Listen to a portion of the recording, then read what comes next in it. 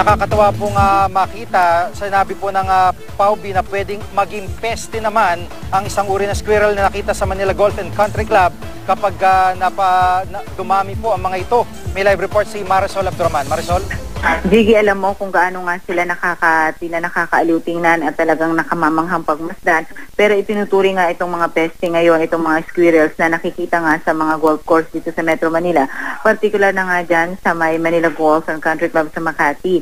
Meron din daw mga napatan sa American Cemetery sa Makati pa rin na kinumpirma mismo ng Forest and Wildlife Bureau. Pero gaya na nabanggit, Jiggy, itinuturing itong peste dahil to be exact, ang tawag nga nila nito ngayon ay tinatawag nilang invasive alien species dahil unang-una hindi naman daw sila taga rito or hindi endemic dito sa Pilipinas.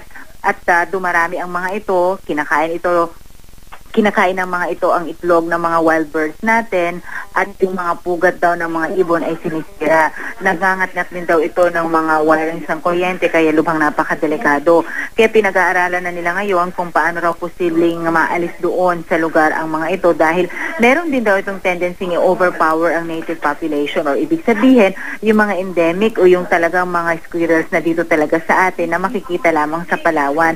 Dahil kahit parehas daw ang kanilang food diet, ang mga ito daw ay talagang kayang-kayang overpower ang ating mga squirrels dahil mas resilient daw ang mga ito at mas agresibo.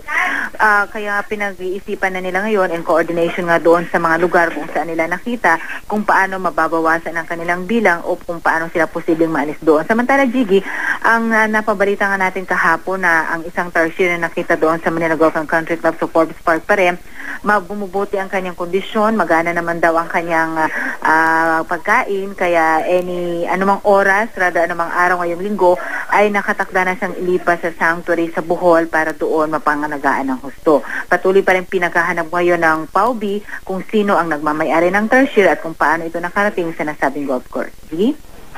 At Marisol, mabalik lang ko dito sa squirrel.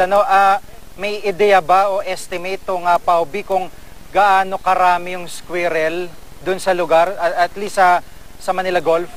As to the number, Jiggy, hindi sila nakapagbigay sa atin ng figure. In fact, kahit mga rough estimate lang, basta ang sinasabi nila, marami at patuloy daw silang dumadami doon. Kaya nga sinabi na mismo ng PAUB na this is really very alarming dahil unang-una, wala namang squirrel talaga dito sa Metro Manila. Paano sila nakarating doon? Dumadami na nga sila, nakakaperwisyo pa sila doon dahil ang kanilang mga tinitira, yung ating mga wild birds, maliban sa kinakain ng itlog, sinisira rin daw nila ang mga pugat. Ang nakakaano pa dyan, Jiggy, maliban kasi doon sa Forbes Park, meron din daw mga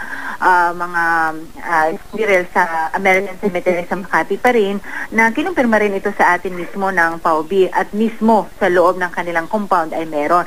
At hindi pa rin matukoy sa ngayon kung saan talaga galing ang mga ito. Bagamat, they have made one test already sa isang squirrel na nakuha nila doon sa Manila Golf at na-confirm nga nila, Jiggy, na ito ay tinatawag ng silent squirrel. So, kaya tinawag nila itong invasive alien species dahil hindi naman daw ito sa atin at delikado para nga sa ating mga wildlife. Sige? Maraming salamat, Marisol Abdurman.